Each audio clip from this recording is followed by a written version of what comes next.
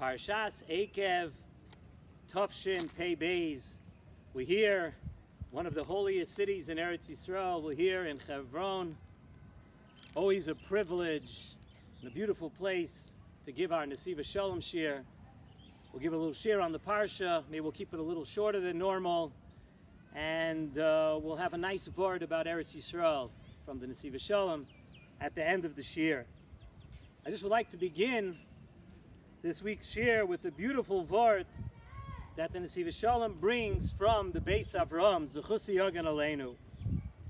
And this vort is on the first words of the Parsha, V'haya Ekev Tishme'un.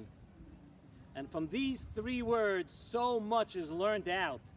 So many Mefarshim write about these three words. But Zok the Nesivos Shalom from the Beis Avraham, a beautiful thought and a beautiful vort.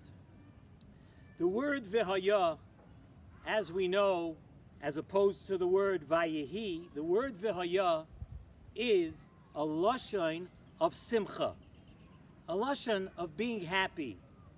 So listen to what the Beis Avraham says. V'haya Ekev.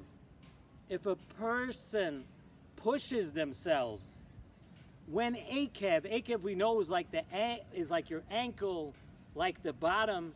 If V'haya Ekev, if you're happy and you push yourself to be happy, when things are on the bottom, when things you think are not going so well, when you feel like you're at the bottom of the barrel and it's a hard time in your life, V'haya Ekev, if you're at Besimcha during those times, then Tishma'on.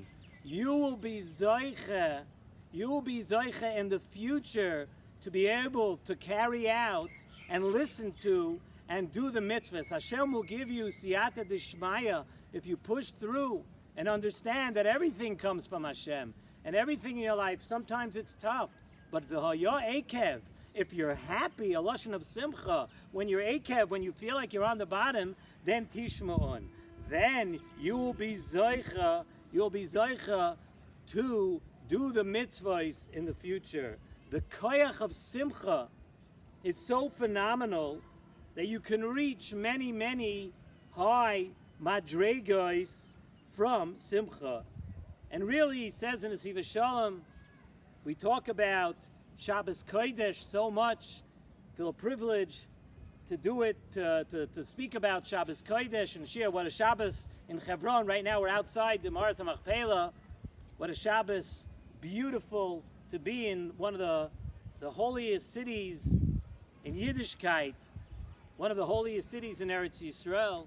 From Shabbos Kodesh, one of the big strengths and koyach of Shabbos Kodesh is simcha. And the Sifri tells us, when we talk about the Yomim Tovim, the Torah says, Uviyoim simchaschem uvemoyadechem. So if moyadechem is your Yom Tovim, what is simchaschem? So the Sifri tells us that biyoim simchaschem elu hashabbosos.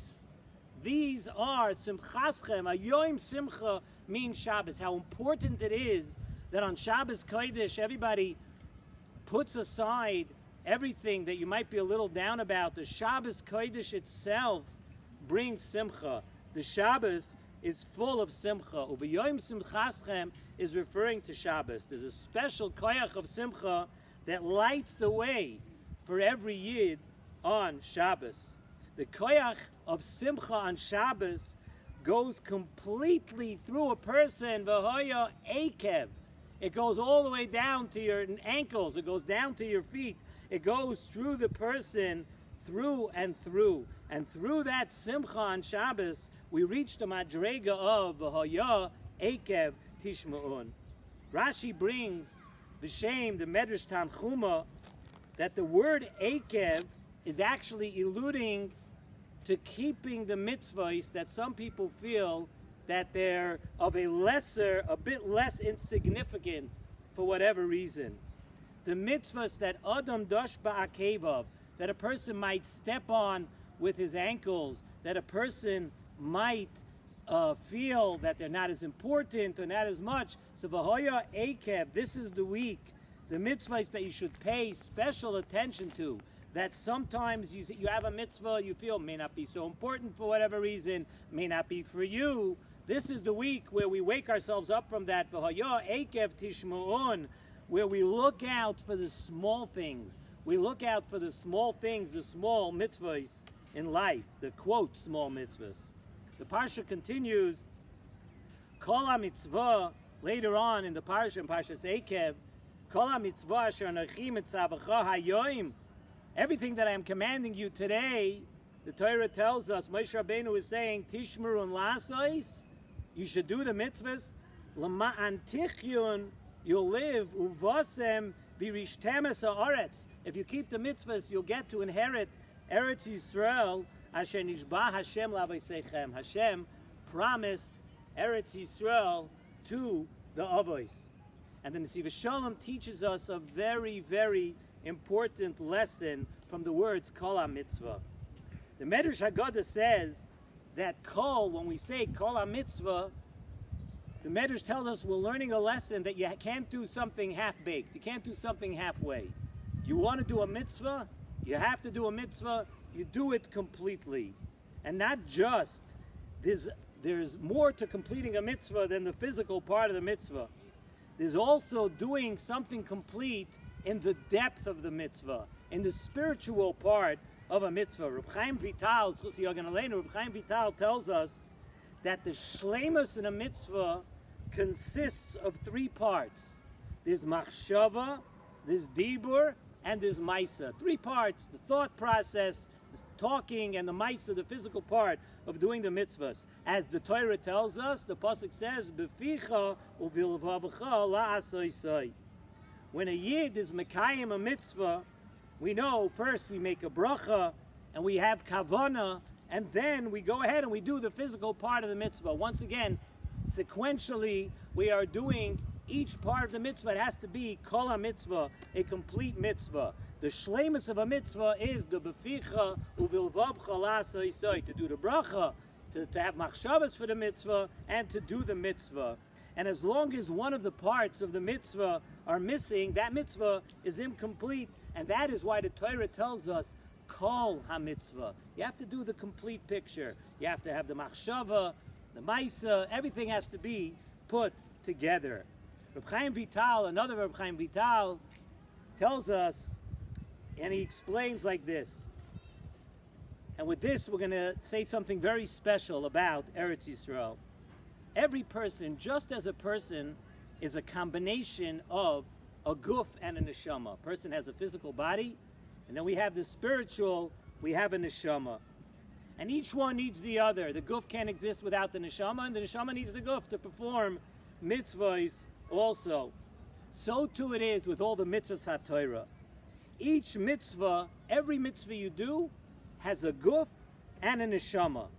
The actual doing, physical doing of the mitzvah is obviously the physical part, and then there's kavanos and the machshavos, which are the spiritual part. Each mitzvah has a dual inspiration in it, a physical and a spiritual inspiration in the mitzvah. So now we could understand beautiful. The Torah tells us, Kol ha-mitzvah. When you do the whole mitzvah, when you do a whole mitzvah, what's the reward? The Torah tells us, Uvasem virishtem es ha'aretz asher nishba Hashem l'avoseichem. The reward for doing the mitzvahs is the receiving and the inheriting of Eretz Yisrael. And why do you inherit Eretz Yisrael? Why is that a reward for doing a complete mitzvah? Because Eretz Yisrael is different than any other place in the world. Eretz Yisrael is the only land that has a guf and a neshama. Every other land, yes, the United States, Europe, Australia, wherever you might be watching or listening to this shir, your country that you're in, it has only a guf. It has a guf. It has a physical place to be. Eretz Yisrael has a guf and a neshama, which is probably why when you come to Eretz Yisrael, you as a yid, you feel connected. Why do you feel connected? Because the spiritual part of yourself is so hungry. It doesn't feel it all the time. It feels connected. As we've mentioned in the past, the Kuzari tells us that the Hatzlacha of Am Yisrael and Torah in Avodas Hashem is only really in Eretz Yisrael. Just like a vineyard thrives on the hills, on the beautiful hills of Chevron, on the beautiful hills in the Galil and in the Golan, that's where grapes and everything is thriving that has to do with wine. The perfect land, the wine, the place where a Yid thrives, no matter how well you think you're doing in Chutz La'aretz, is here in Eretz Yisrael, where you have what is a guf and a neshama. The neshama of every Yid connects with the neshama of Eretz Yisrael, and that's Kol HaMitzvah. Kol HaMitzvah, where you're doing the whole mitzvah, the spiritual and the physical part. The reward for that is receiving Eretz Yisrael. Let's hope that first of all we should concentrate more on doing our mitzvahs, doing the mitzvahs of Hashem, doing them completely, and with that we should taka bi zoicha, that we should all be able to come together, to connect our neshama with the neshama of Eretz Yisrael, to be here all together, every single one of us. With Mashiach Tzidkenu, we should be able to march to Chevron, to Yerushalayim, all together as one nation. Bimheira v'yameinu, amen v'amen.